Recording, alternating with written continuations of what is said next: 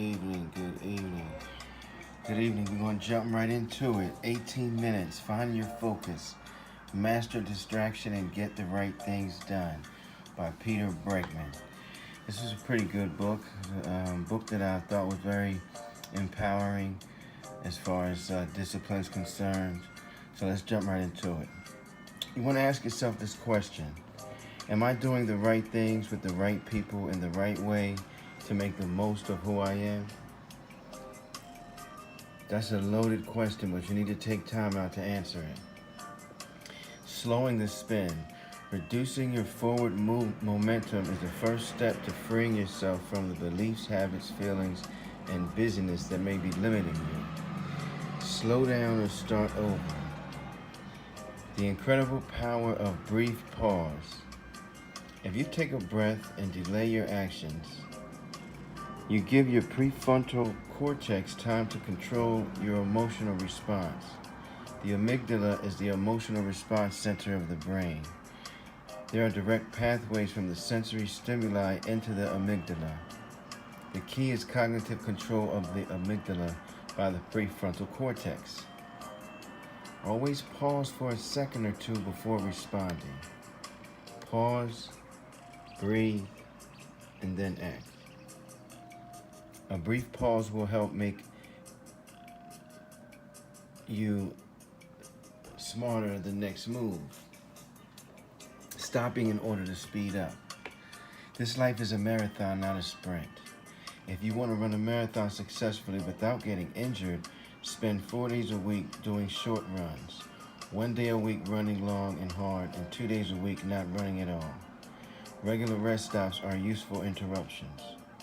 They will refuel your body and mind, naturally reorient your life towards what's important to you, and create the time and space to aim your efforts more accurately.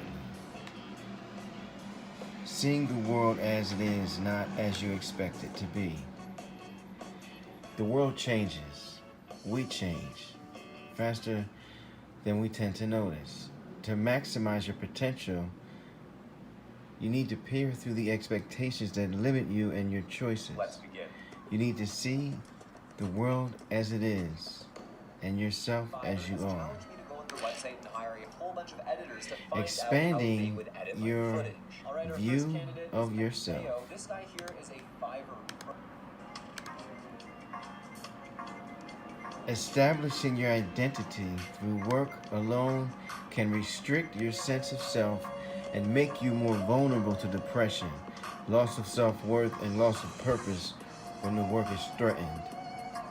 You must have multiple identities. Life isn't just about some of you, it is about all of you. Don't negate, integrate. Recognize your own potential. To allow yourself to be molded by your own gifts takes courage. Don't settle for being less than you are. You will not serve others, and it will not serve you well. Where do you want to land? Event, reaction, outcome. Spotlight consciousness versus floodlight consciousness. Research Alan Watts, who I've always been a fan of. Alan Watts, if you haven't YouTubed him or Googled him, you have to. It's just a brilliant mind. Focus on the outcome, then choose your reaction. That's what the event, reaction, outcome is. You focus on the outcome, then you choose how you're going to respond to it. And you live in that space. When an unsettling event occurs, pause before reacting. In that pause, ask yourself, what is the outcome that you want? Then instead of reacting to the event, react to the outcome. How you react can and should be determined by the outcome, by the future you want to create.